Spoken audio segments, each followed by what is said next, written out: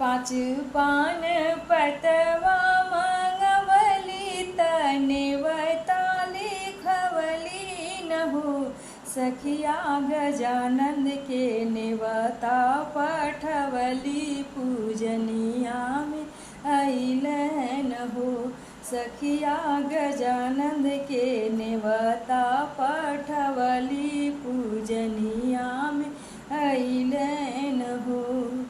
पाँच पान पतवा मंगवली तनेवता लिखवली न हो सखिया गजानंद के नेवता पठवली पूजनिया में अइलन हो सखिया गजानंद के नेवता लिखवली पूजनिया में अइलन हो।